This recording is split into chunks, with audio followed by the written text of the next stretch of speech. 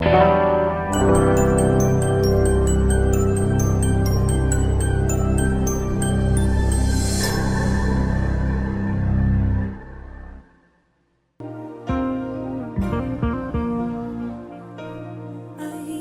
que meus olhos não te vejam, posso te sentir.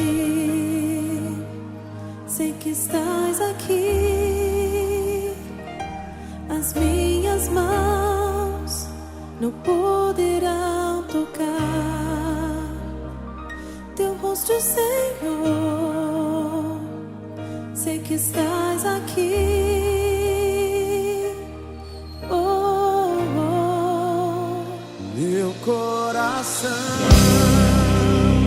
pode sentir tua presença. Estás aqui, estás aqui. Saudar os irmãos com a graça e a paz do Senhor Jesus. Amém? Todos são bem-vindos aqui no nosso meio. Que o Espírito de Deus possa nos abençoar através do louvor, através da palavra, através dos cânticos que nós vamos entoar a Deus nessa noite, Estamos alegres porque estamos com saúde, estamos aqui na presença de Deus, amém? Um lugar melhor para se estar é na presença de Deus. Antes eu vou fazer uma oração pedindo para o Senhor abençoar as nossas vidas, os irmãos que estão a caminho deste lugar, que o Senhor possa nos abençoar em nome de Jesus. Senhor nosso Deus, nosso Pai, nós queremos te louvar, ó Deus, pelas tuas mãos estendidas, pela tua graça, pelo teu amor, pela tua misericórdia. Estamos neste lugar, ó Deus, porque a tua mão proveu esta porta aberta para que o Evangelho seja anunciado, que Jesus, ó Pai amado, seja anunciado neste lugar e que vidas se convertam, sejam transformadas pelo poder do teu Espírito eterno. Abençoa, Deus amado, os amigos que estão aqui, os irmãos que estão aqui, que a tua presença, a tua unção seja grande neste lugar. Abençoa o pastor Antônio, abençoa os demais pastores que estarão chegando. Ó Deus amado, traga debaixo da tua mão de poder os irmãos que vão chegar aqui ainda, que a tua mão esteja sobre nós e que o Senhor seja louvado, glorificado. Pai, abençoa essa reunião, é o que eu te peço, a tua presença neste lugar mais uma vez, em nome e por amor de Jesus. Amém, Senhor, e amém. Aleluia. Feliz de estar aqui e confesso que mais feliz ainda quando cheguei e vi que o pastor Paulo está todo vapor, pastor? Está trabalhando, a igreja tem respondido, Muitas pessoas vieram para a inauguração e eu sei que a maioria vai permanecer congregando aqui. Eu vou ler um texto da palavra, quero te pedir que abra comigo a sua Bíblia, lá no Salmo 84, do versículo 1 até o 5º. Todos acharam? Diz assim a palavra de Deus: quão amáveis são os teus tabernáculos, Senhor dos exércitos! A minha alma suspira e desfalece pelos átrios do Senhor. O meu coração e a minha carne exultam pelo Deus vivo. O pardal encontrou casa e a andorinha ninho para si, onde acolha os seus filhotes. Eu, os teus altares, Senhor dos exércitos, Rei meu e Deus meu. Bem-aventurados os que habitam em tua casa, louvam-te perpetuamente. Bem-aventurado o homem cuja força está em ti, em cujo coração se encontram os caminhos aplanados. Eu louvo a Deus porque nós estamos aqui oficialmente iniciando um trabalho que com certeza as portas do inferno não prevalecerão. Eu estarei redigindo uma ata para esse evento. Posteriormente o senhor vai estar assinando a ata, nós também estaremos e enviando para a reunião do Complexo. Nós estamos aqui em nome da Associação do Sudoeste e estamos aqui também para parabenizá-los e dar para vocês boas-vindas. É muito importante a cobertura espiritual. Nós, enquanto igreja, funcionamos na temática da obediência, do princípio de autoridade, E esta igreja não nasce por acaso. Ela nasce debaixo de uma vertente, de uma autoridade maior, que é a convenção, e também a pessoa de Jesus, que é o mantenedor, o provedor, o sustentador de toda esta obra.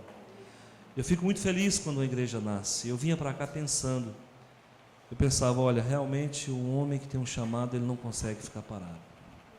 O pastor Paulo voltou do Irapuru, mas o coração dele eu sei que ardia para recomeçar um trabalho aqui, e eu sei que o Senhor vai abençoá-lo. E nós aqui da convenção e da Associação do Sudoeste Goiano, nós queremos estar ombreados com vocês. Importante ressaltar que a Convenção Batista Nacional do Estado de Goiás em questão dá muita liberdade para as igrejas. Nós não cerceamos, o ir e vir das igrejas. Vocês não nos vai ver aqui se não formos convidados. Sempre estaremos aqui quando formos convidados. Eu acho muito interessante a forma como a Igreja Batista trabalha. O patrimônio que esta congregação adquirir, ele é um patrimônio da comunidade. Ele não é um patrimônio da convenção. Eu, enquanto responsável por essa associação, o presidente da convenção, o pastor Éder, enquanto responsável pela convenção, nós não arbitramos de uma forma equivocada, de uma forma compulsória, mas nós damos liberdade para que a igreja funcione, trabalhe, cresça. Então, pastor Paulo, o senhor sabe, o senhor está na convenção há quanto tempo, sempre terá o nosso apoio. Eu tenho certeza que o pastor Éder, o Complexo, o pastor Cláudio Luna, todos estarão ali de braços abertos, sempre que possível, estar junto com vocês, tá bom? Nós desejamos, eu, aqui representando a associação, e também o pastor Éder, a convenção, desejo a vocês muito sucesso, que Deus vos conceda muita graça e que vocês continuem crescendo, levando essa bandeira de paz e de amor, para que amanhã ou depois nós tenhamos aqui uma igreja forte em Cristo Jesus, uma igreja consolidada, uma igreja que possa ser uma verdadeira ilha de santificação nesse mar de pecados que nós vivemos. As igrejas são o polo para a salvação das almas, a igreja é o elemento de Deus para conduzir o povo à santidade, ela é com certeza um organismo vivo, e nós todos aqui, eu com a nossa igreja em Rio Verde, vocês aqui em Itumbiara, estamos juntos, podem crer nisso.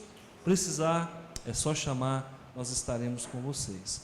Eu quero dar a primazia da noite, na ministração da palavra, para o pastor Cláudio. O pastor Cláudio está representando a convenção, ele é vice-presidente da convenção pelo 3º mandato, se não me falha a memória, e ele, quando chegou, eu falei, pastor, o senhor vai pregar para nós. Nós vamos aprender com o pastor Cláudio Luna nessa noite, ele é o vice-presidente, e traz uma palavra de Deus, é boca de Deus nessa noite para os nossos corações. Amém? Pastor Cláudio. Graça e a paz, irmãos. Amém. Não é um amém de inauguração de igreja, não. Está muito fraco. A graça e a paz, irmãos. Amém? Amém. Agora sim, agora melhorou bastante, Louvado seja Deus por isso. É realmente um prazer, uma alegria muito grande estar aqui com os irmãos nessa noite, sabendo que mais uma igreja nasce para a glória do nosso Senhor Jesus Cristo. E quero parabenizá-los, quero dizer que Itumbiara ganha mais uma porta que se abre para a pregação do Evangelho, e isso é extremamente importante, não somente para a cidade, mas também para a convenção, tanto quanto para nós como ordem de ministros, pastores, e também como convenção e associação, e mais um local que eu tenho certeza que a glória do Senhor estará presente. A gente sempre fica pensando por que abre-se mais uma porta para a pregação do Evangelho. Qual que é a importância de que mais um templo se abra, para que exista um local, para que haja somente um lugar. Eu creio que a nossa função, eu creio que a nossa missão é muito além do que aquilo que nós podemos imaginar, é muito mais além do que aquilo que nós podemos pensar. E assim que o pastor Antônio me oportunizou a estar falando com os irmãos, me veio à mente o porquê que nós temos a oportunidade de estarmos aqui nessa noite reunidos, para que mais uma porta se abra, mais uma igreja, mais uma congregação se firma, para que o Senhor seja glorificado e o Senhor seja exaltado. Eu quero ler com os irmãos, para a nossa meditação nessa noite, convidaria a abrir a palavra no Evangelho de Mateus, no capítulo 5, versos 13 e 14. Os irmãos que encontraram, digam amém. Amém. Amém. Então vamos ler. Vós sois o sal da terra. Ora, se o sal vier a ser insípido, como lhe restaurar o sabor? Para nada mais presta, senão para lançado fora, ser pisado pelos homens. Vós sois a luz do mundo. Não se pode esconder a cidade edificada sobre um monte. Nem se acende uma candeia para colocá-la debaixo do alqueire, mas no velador, e alumia a todos os que se encontram na casa. Assim brilhe também a vossa luz diante dos homens, para que vejam as vossas boas obras e glorifiquem a vosso Pai que está nos céus. Vamos ter uma palavra de oração. Senhor nosso Deus, nosso Pai, te agradecemos, ó Deus, por esta rica oportunidade que o Senhor nos concede, essa graça extraordinária e maravilhosa de podermos estar aqui reunidos nesta noite para oficializar, para proclamar a Tua glória, para, ó Deus amado, estarmos aqui reunidos como povo do Senhor, para pregarmos a Tua palavra, para revelarmos aquilo que o Senhor tem para esta cidade, para as cidades circunvizinhas. Ó Deus amado, para que o Senhor seja conhecido e que haja salvação para muitas pessoas. Nós te agradecemos e te louvamos por tudo no nome de Jesus Cristo. Amém. Uma das coisas que sempre me chamou a atenção nesse texto e que às vezes me confunde é como é que eu posso ser luz e sal aonde eu vivo, aonde eu moro, aonde eu me encontro, aonde eu estou. Como é que, de que forma nós podemos ser luz no mundo enquanto que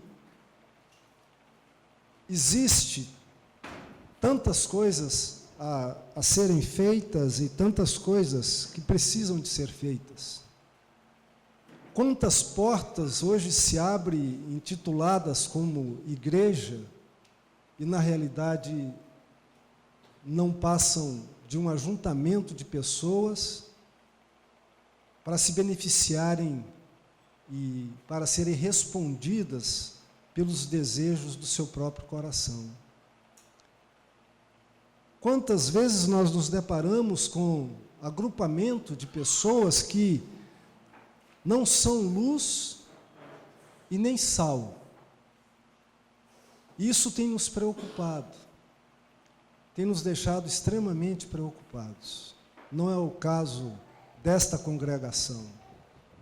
Cremos e creio eu que o desejo dessa igreja, dessa congregação, ao ser aberta, é se tornar luz e sal aqui em Tumbiara, e não somente em Tumbiara, mas por todos os lugares em que tiverem oportunidade de se passar, de pisarem a planta dos seus pés. Nós temos observado que muitas pessoas têm confundido igreja com mercadoria. Nós temos muitas vezes observado que as igrejas não se preocupam mais em ser luz, e isso tem, de uma certa forma, de uma certa maneira, denegrido a imagem da igreja, não do Senhor Jesus, porque ninguém consegue tocar em Cristo Jesus ou desfazer a pessoa de Cristo Jesus. Ele é Senhor, Ele é dono de todas as coisas. É aquele que nós cantamos, sustenta os céus com as tuas mãos, é aquele que criou todas as coisas, e não há nada que possa atingir moralmente ou atingi-lo eticamente, ou seja lá de qualquer forma que for, porque Ele é Deus, Ele é o único, Ele é Senhor. Muitas vezes nós é que passamos a ser desvalorizados e desmerecidos por algumas questões que ocorrem. E isso tem preocupado. Eu quero contar para a igreja um fato que aconteceu há pouco tempo atrás, conosco, da Convenção Batista Nacional. Resolveu trocar de carro, comprar um carro novo, porque o que nós tínhamos já estava bem usado, bem rodado. E quando o complexo se reuniu para que se pudesse comprar um carro novo, a convenção foi à concessionária, fez o seu cadastro, a convenção que já existe há tantos anos, radicados aqui no estado de Goiás, conhecida pela sua austeridade, pela sua honestidade, pela sua prudência, pela forma, pela sua conduta, pela sua moral, que cremos inabalável, aquela que é cumpridora dos seus deveres, fez o seu cadastro, tem conta no banco com mais de 20 anos, e foi rejeitado o financiamento do veículo. E qual a razão? Mal pagadora? Não. Nunca. Tem a sua conduta correta, tem um conselho correto, todas as suas contas aprovadas, tem conta no banco há mais de 20 anos, e para a glória do nosso Senhor Jesus Cristo, nunca teve uma conta que tenha sido não paga ou um cheque que tenha sido voltado. E a justificativa do banco foi esta, que não estava totalmente proibido o banco financiar qualquer coisa que fosse com relação aos evangélicos. E não se assustem com isso. Por quê? Porque há um mau testemunho de muitas igrejas, de muitos pastores, que levam o evangelho a toque de caixa de qualquer forma, de qualquer maneira, sendo que não é luz e nem sal para este mundo. As minhas breves palavras para esta congregação é que na pessoa do pastor Paulo e na pessoa dos membros, que é a igreja, não permita que isso aconteça, que não haja mau testemunho, que nós possamos ser luz nesse mundo de trevas, nesse mundo que está perdido, nesse mundo que não há nenhum tipo de expectativa, nem de esperança, e cada dia se torna pior.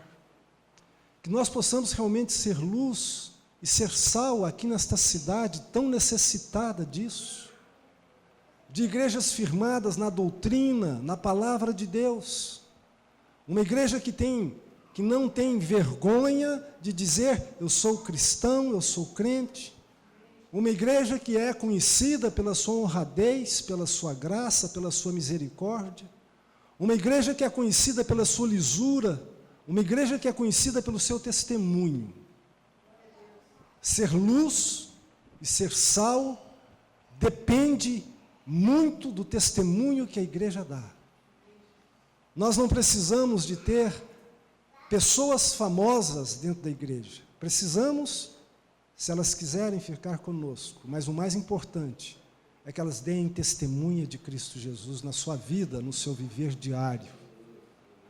Quando se abre uma igreja, quando se abre uma congregação, quando um povo de Deus se reúne, esse povo tem que brilhar, tem que ser diferente, não pode ser como o mundo é, não pode ser como as pessoas do mundo são, tem que ter uma diferença, tem que trazer uma marca de Cristo na vida para que sejamos diferentes, para que sejamos luz, para que possamos realmente ser diferentes e as pessoas olharem e saberem que nós temos algo que eles não possuem, que não têm, e esse algo que nós temos é Cristo Jesus. Que as obras nossas sejam conhecidas na cidade, para que o Senhor Jesus Cristo seja glorificado, o Senhor Jesus Cristo seja exaltado, e que haja salvação, e que haja compromisso, e que haja graça, para que as pessoas assim entendam. Que ao ver estas portas abertas, não somente seja um aglomerado de pessoas, mas que sejam grupo de pessoas que façam diferença. Diferença na sua fé, diferença na sua forma de viver, diferença na sua forma de se conduzir, na sua forma de andar, na sua forma de fazer realmente diferença, e que as pessoas olham e digam: ali há luz, ali há algo de diferente, ali há algo que me encanta, ali há algo que me atrai. Nós precisamos de ser atrativos nesta cidade, e nada é mais atrativo do que luz, do que ser sal.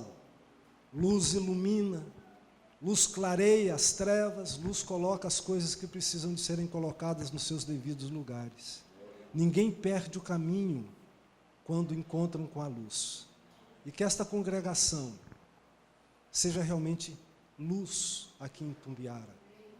Luz na convenção, luz na associação, luz na ordem de pastores, luz nas cidades que estão aí querendo e procurando e buscando encontrar um povo santo, um povo que tem a marca de Cristo Jesus na sua vida. Eu gostaria de deixar estas poucas palavras a esta congregação, que vocês sejam luz, que nasceram na luz e continuem na luz, firmando na luz, brilhando cada vez mais, que assim brilhe a sua luz cada vez mais, para a glória do nosso Senhor Jesus Cristo.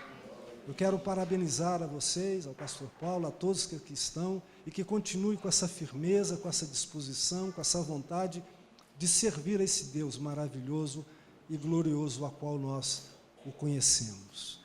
Quero agradecer, quero, no nome da Convenção Batista Nacional, dar os parabéns, nos colocarmos à disposição de vocês, no que precisarem, no que desejarem, e o que for ao alcance da convenção, podem contar com a nossa participação. É as palavras do pastor Éder, é a palavra da convenção, é a palavra da Igreja Batista Nacional Betel, lá de Anápolis, que durante um certo tempo teve o privilégio de ter o pastor Paulo bem próximo lá da nossa congregação em São José do Bandeirante, enquanto ele esteve lá em Irapuru, mas que vocês sejam muito bem-vindos como congregação batista na Convenção Batista Nacional. Muito obrigado, que Deus os abençoe, eu agradeço a oportunidade. Quem está feliz com Jesus diz amém. Amém. Glórias a Deus. Deus é muito bom, né, irmãos? Trago um abraço a todos os irmãos lá da igreja e queria parabenizá-los. Nós sabemos, pastor Cláudio sabe, pastor Antônio, pioneirismo não é fácil. Pioneirismo é um grande desafio. Mas a vida do cristão é assim, né? Ela é cheia de desafios. E pastor René, ele sempre falava para nós que o crente ele precisa viver de desafios. O cristão ele não pode viver uma vida muito tranquila. Inclusive esse evangelho de tranquilidade ele não existe, né? Na Bíblia não. Talvez hoje nos trâmites aí da igreja evangélica atual seja possível, mas a gente vê que desde o Velho Testamento até o fim dos tempos, a promessa que nós temos é que no mundo a gente teria aflições. Uma coisa que nós não poderíamos perder, que seria o bom ânimo ou a disposição para servir ao Senhor. Os discípulos antes de nós, que serviram a Jesus, morreram enforcados, morreram queimados, e a história bíblica conta isso muito claro. Todos aqueles que seguiram a Jesus, todos aqueles que foram pioneiros, padeceram por algo glorioso, porque o Evangelho é glorioso. Eu queria apenas compartilhar com os irmãos um texto na Palavra de Deus, está em Marcos capítulo 2. Dias depois, versículo 1, capítulo 2, versículo 1. Dias depois entrou Jesus de novo em Cafarnaum e logo ocorreu que ele estava em casa. Muitos o afluíram para ali, tantos que nem junto à porta eles achavam lugar. E anunciava-lhes a palavra. Alguns foram ter com ele, conduzido um paralítico levado por 4 homens.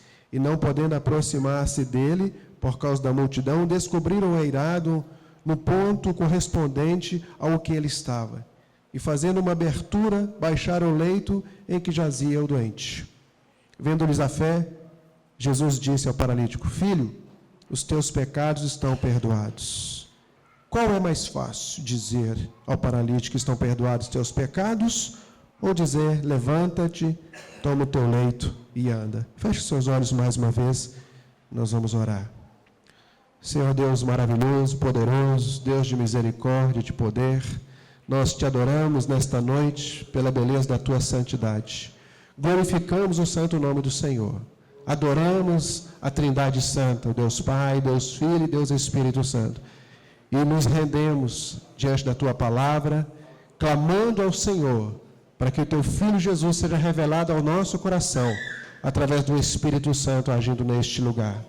Age, Senhor, na vida dos meus irmãos. Trabalha no coração dos meus irmãos. Senhor, visita os meus irmãos nessa noite poderosamente. Eu oro por manifestação do teu poder, por cura, por libertação, por restauração e batismo no Espírito Santo, porque é assim que diz a tua palavra. Isso é uma verdade bíblica que está, ó Deus, na tua palavra. E nós queremos trazer à existência, ó Deus, aquilo que é a verdade, aquilo que é a vida, aquilo que é a revelação de quem o Senhor é.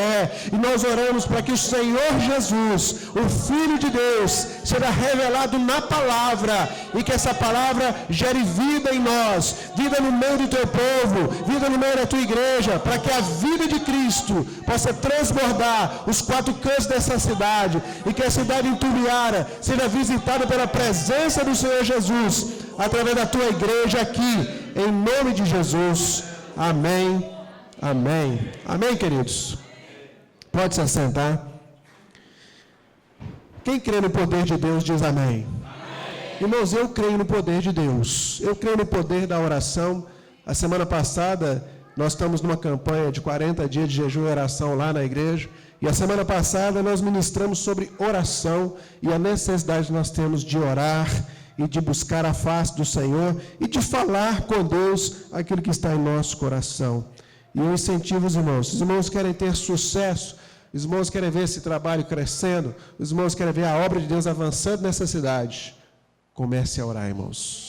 Comece a clamar, põe o seu joelho no chão e comece a clamar ao Senhor. Comece a orar por essa cidade, comece a andar. Se você tem um carro, pega seu carro e comece a circular essa cidade e abençoar. Se você não tem, se você tem uma bicicleta, pega a sua bicicleta, começa a andar na cidade e abençoar. Se você não tem bicicleta, vai a pé mesmo, começa a andar pela cidade, faz uma caminhadinha, né? Já até queima umas gordurinhas e abençoa essa cidade, porque o Senhor vai invadir essa cidade, irmãos. A Bíblia fala que nem as portas do inferno tem poder contra a igreja, nem as portas do inferno, irmãos.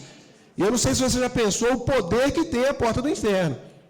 Porque é o lugar que entra para onde estão agindo os demônios, e nem a porta do inferno, ela cai quando a igreja começa a orar, quando a igreja começa a marchar.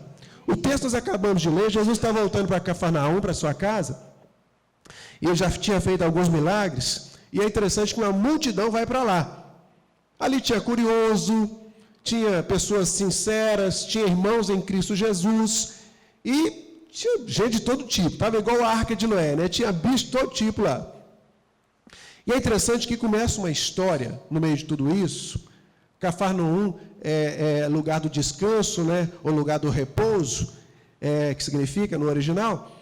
E Jesus está voltando para lá como se fosse um lugar para ele talvez descansar um pouco do dia a dia. Vocês sabem que as distâncias daquela época eram muito distantes um lugar de outro. Não tinha os meios de comunicação que nós temos hoje, a comunicação é muito rápida, não tinha os meios de transporte que nós temos.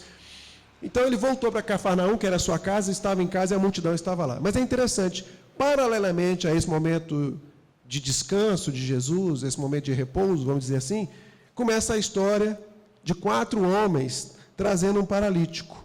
Você sabe que os paralíticos naquela época eram desprezados pela sociedade.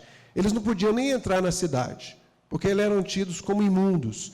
E como eram imundos, eles não tinham direito a uma série de coisas, né? A entrar na cidade, a ter o convívio da família, a ter o convívio com as pessoas da cidade, não tinha acesso a uma boa comida, com certeza era uma pessoa muito pobre. Vestia roupas sujas. Nesses filmes que você vê daquela época, você nota que tanto os leprosos, as pessoas que eram deficientes, viviam dessa maneira. Deus não olha assim não, viu gente? Deus ama todos. Mas aquele paralítico, a Bíblia fala que 4 homens trazem um paralítico. E chega onde Jesus está, na casa onde Jesus está. Mas a Bíblia fala que eles não conseguem chegar até onde Jesus, nem até a porta da casa onde Jesus estava, porque a multidão estava ali. E é interessante, Pastor Paulo, irmãos, Deus, Jesus em particular, ele nunca, na Bíblia fala isso, ele sempre deixou claro que multidão não quer dizer que está dando certo. Número não quer dizer que está dando certo. É claro que a igreja tem que crescer, mas é importante que ela cresça sim, mas em poder, em conhecimento de quem é o Senhor, em revelação. Eu acredito que a igreja de Jesus, ela cresce à medida que o Senhor é revelado à igreja, né? Porque senão vira um monte de gente reunida no mesmo lugar que não é igreja. E é o que nós temos visto muito hoje. Mas a igreja precisa crescer sim.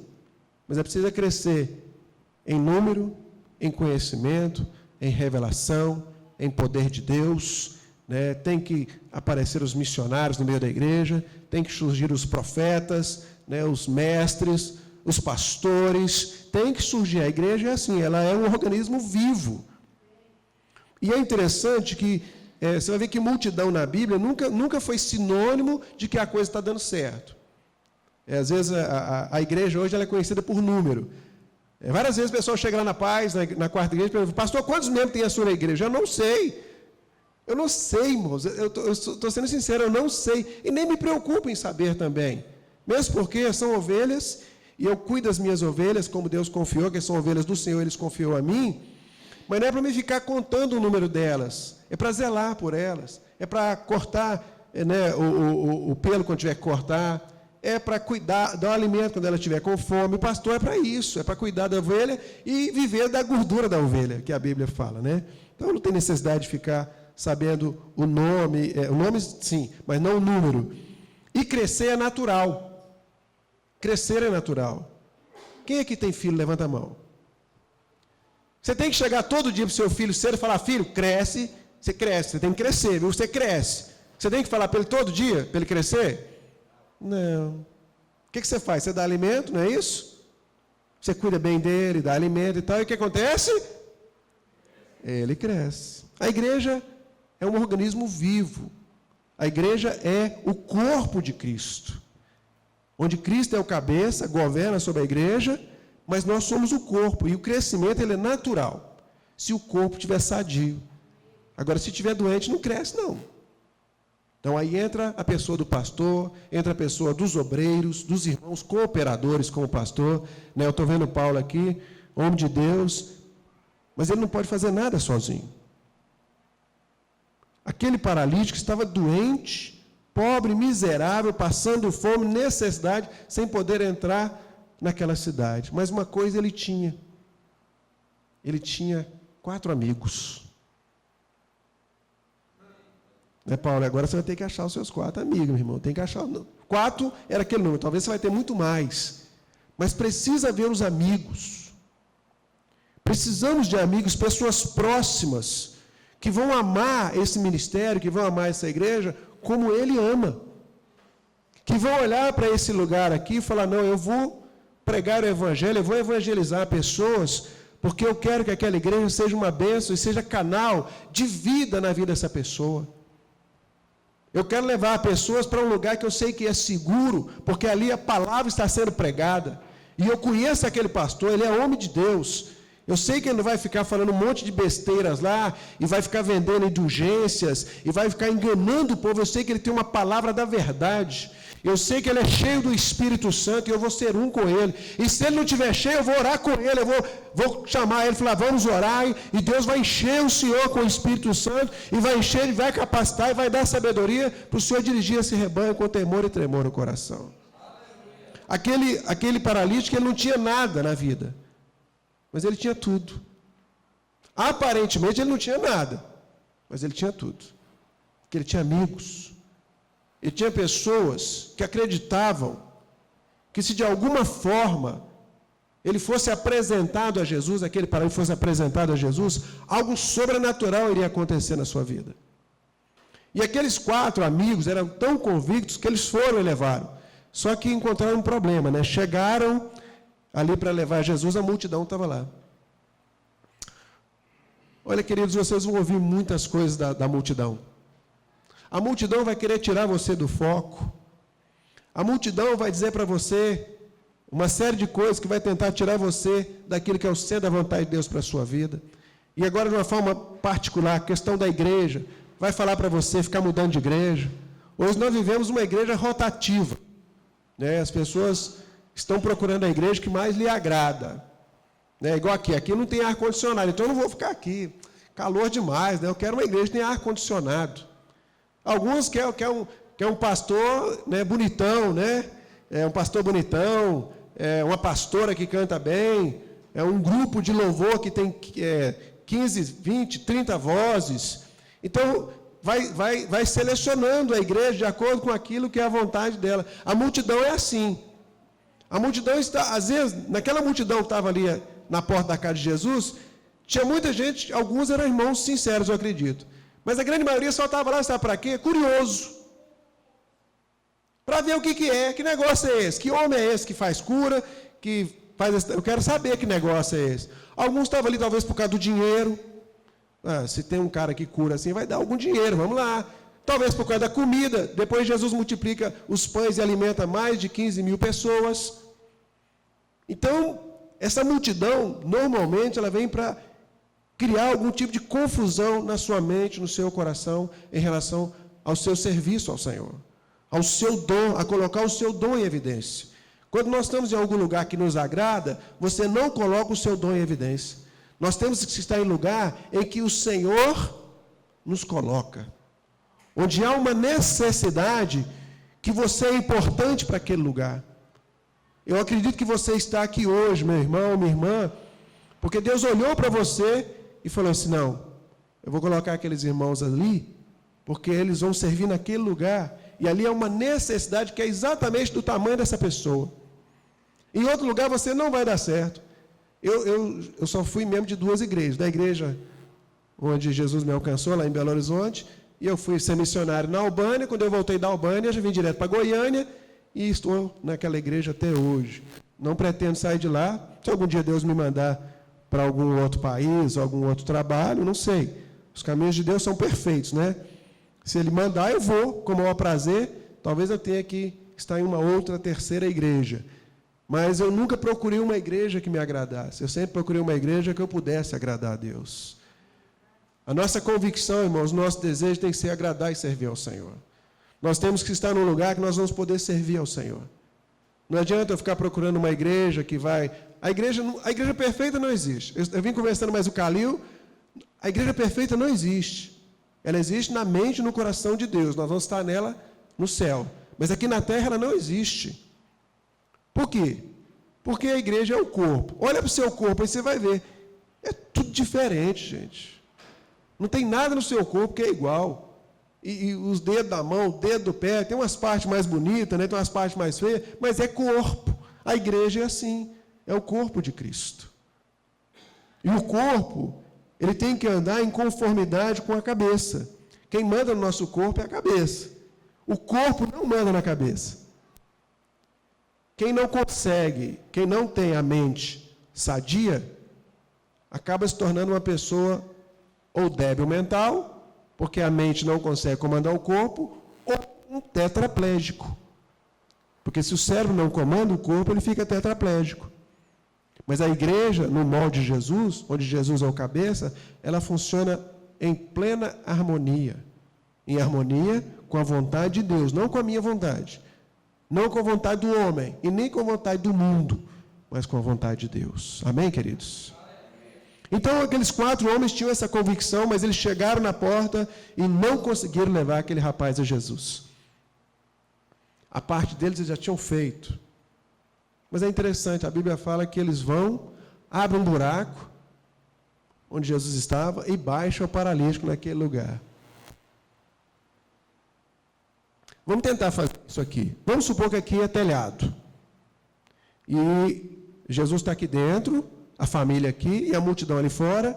E onde está aquele carro ali, chegam os 4 homens com o paralítico e não consegue chegar aqui dentro, porque a multidão não deixa, é muita gente. E Jesus está aqui. E eles precisam que aquele paralítico encontre Jesus. E que Jesus encontre aquele paralítico. O que eles fazem? Abrem um buraco aqui e desce o paralítico. Muito simples, não é? É simples, irmãos? Não, não é. Pensa isso há 2000 anos atrás. Porque hoje, talvez você conseguia, sei lá, nós temos essa mão mecânica, né? A gente poderia pegar uma mão mecânica, fazer uma maca com proteção nas laterais, travar ele naquela maca do corpo de bombeiro e vir com a mão mecânica aqui por cima e baixar. Eu acho que a gente conseguiria fazer. Mesmo assim, é muito perigoso, porque qualquer erro o paralítico pode cair, ele pode vir a óbito ou sofrer um acidente terrível e se machucar muito. Não é uma tarefa fácil hoje. Pensa isso há 2000 anos atrás. Se era uma tarefa fácil. Não era. Mas o que mais me chama a atenção, pastor Paulo, irmãos, é que a convicção daqueles 4 homens era tão forte, era algo tão poderoso, era algo tão espiritual, tão embasado na palavra e na convicção que eles tinham, de que se aquele rapaz, aquele paralítico, tivesse um encontro com Jesus, coisas maravilhosas, sobrenaturais iriam acontecer na vida dele, e será tão forte dentro deles, que eles preferiram, inclusive, arriscar. Hoje os cristãos, eles não querem mais arriscar. Hoje o cristão, ele não quer mais orar como ele orava. Não quer, como a gente usava essa linguagem, pagar um preço de oração, pagar um preço pela igreja, pelo ministério do seu pastor, pelo ministério da sua igreja. Não quer pôr o joelho no chão, ou ir para uma vigília, ou gastar tempo em oração. É muito mais fácil eu mudar de ministério. Tem um ministério que tem, lá em Goiânia agora tem um ministério lá que tem até uma prancha, tem uma prancha de surf lá no púlpito assim. Aí quem quiser já surfar, já sobe na prancha e faz de conta surfando, e a moçada gosta, né? Então assim, é mais fácil criar esses entretenimentos na igreja do que pagar um preço de oração. Porque isso atrai, né? Isso atrai as pessoas. Mas atrai as pessoas para reunião. E nós não precisamos atrair ninguém para reunião. As pessoas têm que ser atraídas por Jesus. O pastor Cláudio acabou de falar, onde tem luz, as pessoas são atraídas. É só você chegar na época de chuva e acender uma luz ali fora. Vai encher daquelas aleluia, daqueles bichinhos, porque eles vêm por causa da luz. E é assim que funciona no reino de Deus. Onde tem trevas, ninguém vai. Agora, onde tem luz, as pessoas são atraídas. Aqueles homens tinham uma convicção tão forte em seus corações, que eles não tiveram dúvida, vamos arriscar, vamos levar esse paralítico. A Bíblia fala que eles desceram, aquele paralítico, exatamente onde Jesus estava, baixaram o leito onde jazia Jesus. Mas o que mais me chama a atenção está no versículo 5. E eu quero encerrar aqui. O versículo 5, quando o versículo começa assim: vendo-lhes a fé, Jesus disse ao paralítico: filho, os teus pecados estão perdoados. Então vamos pensar nessa cena agora. Os 4 homens lá fora, impossibilitados de chegar aonde Jesus estava, eles não conseguiam sequer ver Jesus por causa da multidão. Consequentemente, Jesus também não os via por causa da multidão. Então vamos pensar na cena. Jesus está aqui curando, ministrando, desce um paralítico. Onde Jesus está? Provavelmente ele estava sentado porque ele estava cansado, ele veio para Cafarnaum, que é lugar de repouso. Aqui agora eu estou falando que é possível que ele esteja sentado. Não posso afirmar, porque a Bíblia não fala isso. Então, qualquer coisa que a gente afirmar que não estiver na Bíblia, a gente corre o risco de estar errado. Mas é muito provável que ele estivesse sentado, porque ele estava em casa, não faz sentido, né? Ele estava descansando. Desceu o paralítico exatamente onde ele estava. A Bíblia fala, o versículo 5 começa assim: vendo-lhes a fé, Jesus disse ao paralítico: os teus pecados estão perdoados. Dá um glória a Deus, irmãos. Olha que coisa maravilhosa, irmãos. Antes de ver o próprio paralítico, Jesus viu a fé daqueles 4 homens. Antes de ver aquele doente, aquele pessoa que estava ali moribunda, aquela pessoa que estava ali em pecados, ele viu a fé daqueles homens.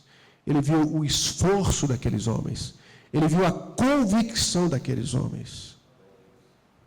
E com base na convicção, na fé na entrega, na disposição em servir ao Senhor, na disposição de levar pessoas para terem um encontro com Ele, na disposição de ter fé suficiente para acreditar que Jesus é um Deus que salva, que cura, liberta, que batiza no Espírito Santo, que é um Deus vivo, que é um Deus que está no meio do seu povo, que quer curar mesmo e quer restaurar as pessoas. Com essa convicção, com base nessa convicção, Jesus viu a fé deles.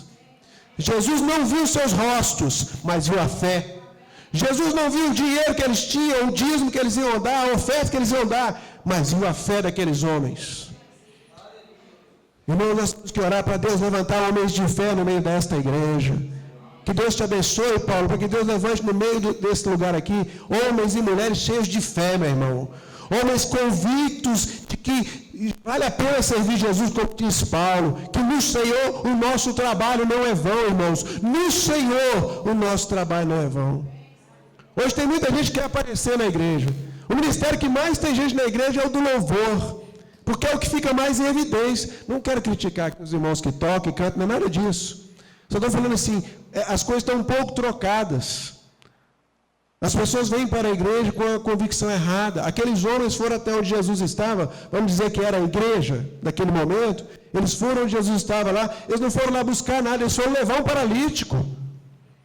Quando a gente se reúne, a gente para um lugar desse, a gente tem que vir trazer algo para o Senhor, trazer uma oferta ao Senhor, trazer um dízimo ao Senhor, trazer uma oração diante do Senhor. A Bíblia fala que quando os irmãos se encontravam, um tinha um salmo, o outro tinha uma profecia, o outro tinha uma palavra de sabedoria, o outro tinha uma oferta para dar. Chegou um momento que Davi teve que pedir aos irmãos para não trazer mais oferta, porque havia tanta alegria no meio dos irmãos, que sobrava as coisas na igreja. E hoje, às vezes, o pastor tem que ficar, irmãos, vamos dar dízimo, irmãos, vamos dar oferta. É um mandamento.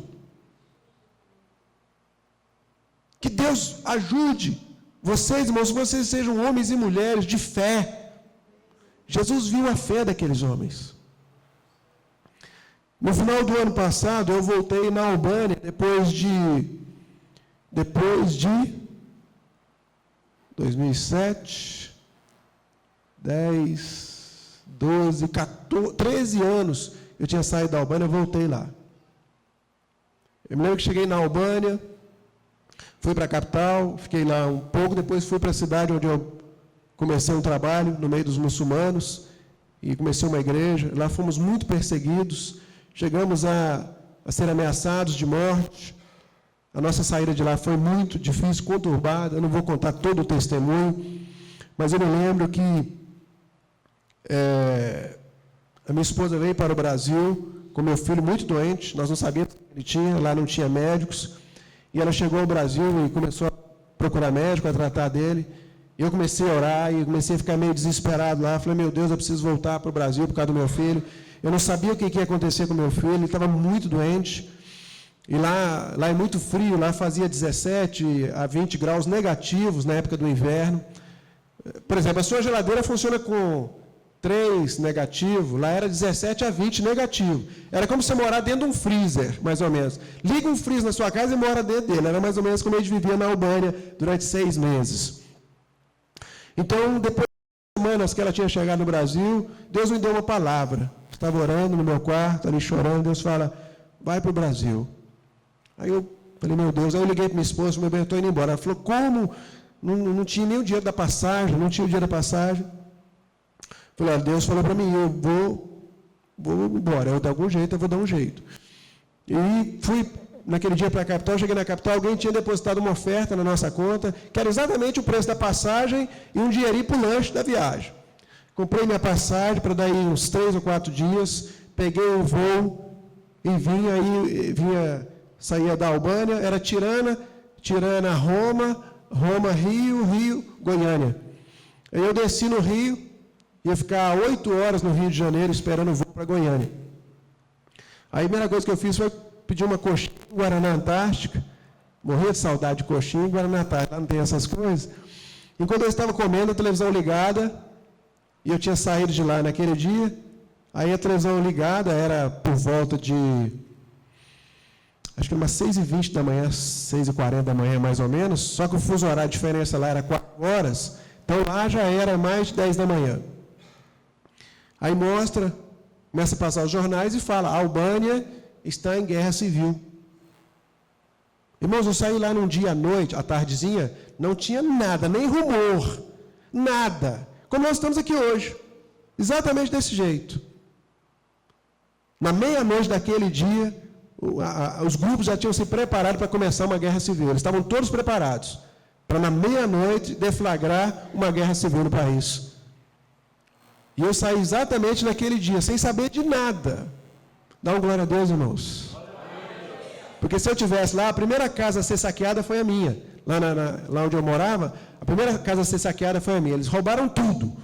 Eu vim para o Brasil com uma malinha pequena, com 2 conjuntos de roupa e um saco de dormir por cima para encher a mala. Porque eu vim para ficar uma semana no Brasil. Em 97, estou aqui até hoje. Eu vim em 97 para ficar uma semana no Brasil. E eu me lembro que eles atacaram nossa casa, levaram tudo, quebraram tudo, nos ameaçaram. Tentei voltar, falaram que se eu voltasse, morresse. 13 anos depois, agora eu volto. Cheguei lá, fui na cidade, fui onde eu morava, fui e fiz questão de visitar algumas pessoas. E uma pessoa em questão que eu quis visitar foi uma das pessoas que mais me ameaçou na época. Ele era muçulmano, ele chama Rustemi. E ele era muito violento, muito violento.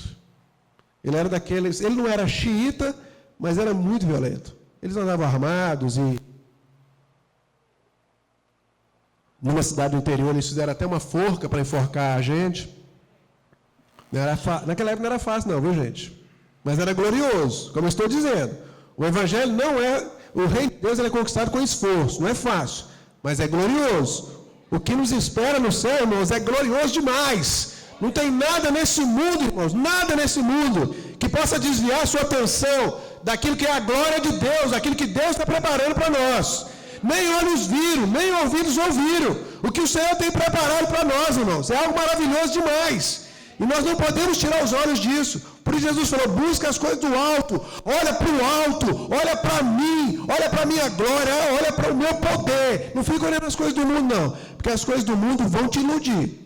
Elas vão tirar você do foco. Elas vão desviar a sua atenção. Aí eu fui em algumas casas, pessoas me abraçaram, aqueles rapazinhos que a gente evangelizou na época, agora aqueles homens arrãos, né, grande, alguns já casados, vieram trazer filhos para me conhecer, e eu bati na porta desse homem. Quando eu bati na porta dele, a filha dele veio. Não, a mulher dele veio, perdão, a esposa dele veio, me cumprimentou.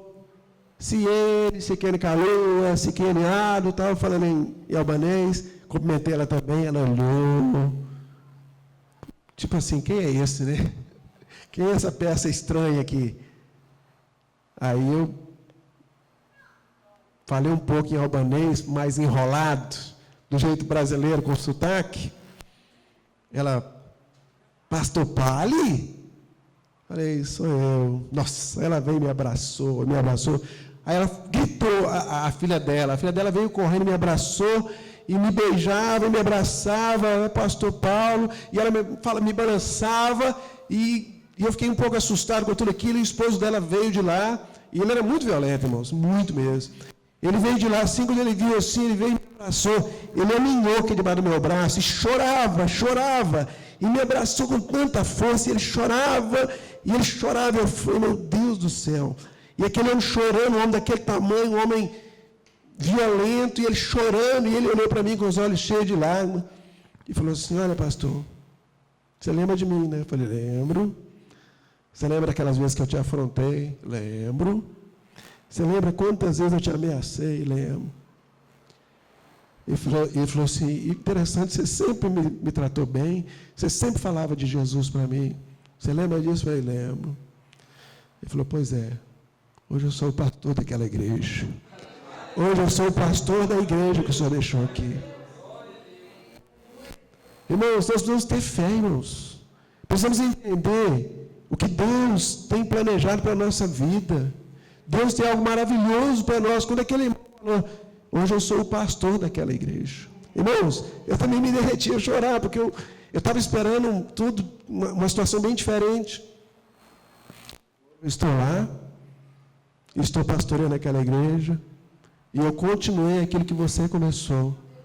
Eu aceitei o desafio de dar continuidade àquilo que você começou para não acabar. E a igreja está cheia, a igreja multiplicou, a igreja mais de 80% de ex-muçulmanos, porque ele também era muçulmano, então ele prega para muçulmanos, com uma palavra ungida em Deus, uma palavra cheia do poder e do Espírito Santo. Um homem que está cheio de Deus. Sabe por quê, irmãos? Porque Deus nos deu fé suficiente para sair lá de Belo Horizonte, sair do Brasil, ir lá naquele país, daquele jeito, violento, com toda aquela situação, e nessa cidade de Burele, pregar o Evangelho, ainda que com lutas, ainda que com dificuldades, ainda que padecendo o frio, ainda que sofrendo os 3 primeiros meses que nós passamos lá, não recebemos nem um centavo de sustento, era difícil, comer repolho e macarrão todo dia não é fácil, mas é glorioso. Hoje eu não aguento nem ver repolho, irmão. Sincero, macarrão ainda como. Agora, repolho é difícil comer. Quando eu olho para o repolho, até o cheiro do repolho é difícil. Eu gosto de tudo, como também, lógico, né? A gente tem que aprender a comer de tudo. Mas não era fácil, não. E comer repolho, comer macarrão e comer marmelo. Vocês já comeram marmelo? Aqui no Brasil a gente come só o doce, né? Lá come a fruta do marmelo. E não é ruim, não. E alimenta, é interessante. É uma fruta que alimenta. E mais ou menos foi assim. Então a gente creu. E porque nós cremos, apresentamos aquele homem até Jesus. E é interessante, aquele homem teve um encontro com Jesus. E a vida dele foi totalmente transformada. Aqueles 4 homens, irmãos, eles tinham fé. Eles não tinham ouro, não tinham prata, talvez não tinham um carrão do ano, talvez não moravam num condomínio fechado. Né? Se fosse naquela época, vamos falar assim, eles não tinham um cavalo alazão, né? Eles não tinham, não tinham um camelo, né, de primeira linha, um camelo 0 quilômetro, eles não tinham. Mas eles tinham fé, irmãos. Eles tinham convicção. E eu acredito que a igreja, ela é edificada a partir da vida de Cristo. E aqueles homens entendiam que havia vida em Cristo. E que aquele paralítico, sua vida ia ser totalmente transformada. E quando Jesus viu a fé deles, eu fico pensando, irmãos, que momento mais espiritual. Porque tinha um paralítico na frente de Jesus. A Bíblia podia ter falado, Jesus vendo o paralítico, disse para ele, os seus pecados estão perdoados. Mas você vê que Deus se preocupou em deixar bem claro para nós que valeu o esforço daqueles homens, que valeu a renúncia, aqueles homens tiveram que investir dinheiro, porque marca não é uma coisa barata, aqueles homens tiveram que caminhar, pagar um preço, porque as distâncias eram longas, das entradas das cidades até o meio das cidades era distância longa, e eles tiveram que fazer isso tudo a pé, e carregando um paralítico. Alguém aqui já carregou um paralítico? Carregar mesmo? Não é fácil, porque o paralítico normalmente ele não tem como se defender, vamos dizer assim. Então, qualquer coisa que você fizer, ele vai cair. Se você errar, ele cai. Se você escorregar, ele vai cair. Então, requer muito cuidado, requer investimento, requer uma série de coisas que aqueles homens tiveram. Porque a convicção deles era que aquele homem tivesse um encontro com Jesus. Que Deus ajude os irmãos. Que nesse novo projeto de Deus para a sua vida, entenda que é um novo projeto de Deus, é uma nova etapa de Deus para a sua vida. Que você entenda qual é o plano de Deus neste lugar. Que você seja amigo do seu pastor. Que você seja um com ele. Aquele paralítico, ele não tinha nada de valor, mas ele tinha tudo porque ele tinha amigos. Homens que acreditavam nele, que acreditavam e queriam o bem dele, e queriam o bem daquele paralítico. Queria salvação, queria cura, queria libertação. Seja você um com o seu pastor. Cuide do seu pastor, seja um com ele nessa comunidade. Ame este lugar, assim como ele ama. Peça a ele para te ajudar. Talvez você vai falar, pastor, mas eu não sei falar de Jesus. Peça ao pastor, ele vai te ajudar. Eu também não sabia, hoje eu não consigo ficar sem falar de Jesus. Eu também não sabia, eu morria de vergonha, tinha dificuldade. Hoje eu não consigo ficar sem falar. Meu carro anda cheio de folhetos, onde eu vou eu falo. E graças a Deus, Deus é muito bom comigo. Abri um Walmart em frente à igreja. Eu tenho público o dia todo. Eu posso pregar se eu quiser evangelizar. Das 8 da manhã às 10 da noite eu tenho público para evangelizar. A feira hippie é do meu lado direito da igreja lá. Passa não sei quantas mil pessoas lá todo domingo. Eu tenho muita gente perto de mim que eu posso evangelizar. Então, para mim é o céu. Tenho ido ao Haiti 2 vezes ao ano, estou indo em novembro agora de novo, se Deus quiser. Já é a 9ª vez que eu estou indo. Por quê? Porque eu tenho fé que se eu conseguir levar aquele povo até Jesus, algo sobrenatural vai acontecer com a vida deles também. E eu quero que você tenha essa fé, meu irmão. Que se você trouxer pessoas a Cristo, se você amar o Senhor e conseguir amar o Senhor e assim se render a Ele, você também vai ter essa convicção. E vai trazer muitas pessoas para Jesus. E coisas sobrenaturais vão começar a acontecer neste lugar. Salvação vai começar a acontecer neste lugar. Cura vai começar a acontecer neste lugar. A sua família vai ser transformada neste lugar. A sua casa nunca mais vai ser a mesma neste lugar. A sua história vai começar uma nova história neste lugar. E você precisa ter essa convicção e começar a construir isso em Deus, irmãos. É em Deus. Confiando em Deus. Acreditando naquilo que Deus pode fazer em você e através de você. Que Deus abençoe os irmãos. Graças a Paz, nós estamos aqui em Tubiara, estamos aqui na Igreja Batista Nacional Nova Aliança, na inauguração da igreja do pastor Paulo Roberto Ferreira. Quero perguntar a importância desse evento, pastor, cidade de Tubiara. Para mim é motivo de alegria, né, ter recebido os irmãos aqui na inauguração da igreja, porque voltamos a Itubiara e começamos a orar há 1 ano. Deus então nos colocou no coração abrir uma nova igreja. Então estamos aqui com muita alegria e esse evento para mim marca o meu coração pela presença de Deus, pelos pastores, amigos, né, que têm colaborado com esta obra. O objetivo dessa igreja aqui, todos nós sabemos que é expandir o reino de Deus. E nós sabemos que para uma igreja crescer, ela precisa da presença de Deus. E qual tem sido a tecla-chave que vocês têm buscado aqui na igreja aqui para o crescimento na cidade de Tubiara? Nós temos um momento de oração na igreja, né? Porque sem oração nós não temos condição de fazer a obra. Temos evangelizado para que Deus possa trazer pessoas aqui para a igreja e para que essas pessoas sejam salvas, tem que encontrar na igreja a unção de Deus e nós estamos buscando isso através da oração, da leitura da Bíblia e da consagração ao Senhor. Para fechar essa reportagem, nós queríamos que o senhor deixasse uma mensagem para quem vai estar assistindo, estendendo o convite para o pessoal de Itubiara, onde fica a igreja, o endereço, para que eles possam estar participando. A igreja fica na rua 16, número 520, aqui no bairro Santos Dumont, e o nosso desejo é que as pessoas aqui que moram aqui perto, que moram na cidade de Itubiara, possam vir e conhecer o poder de Deus, a unção de Deus e a seriedade da pregação plena do Evangelho. Nós pregamos um Evangelho, né, que Cristo nos mandou pregar, um Evangelho sem falsidade, um Evangelho genuíno de Jesus Cristo para alcançar pessoas para a glória de Deus. Silent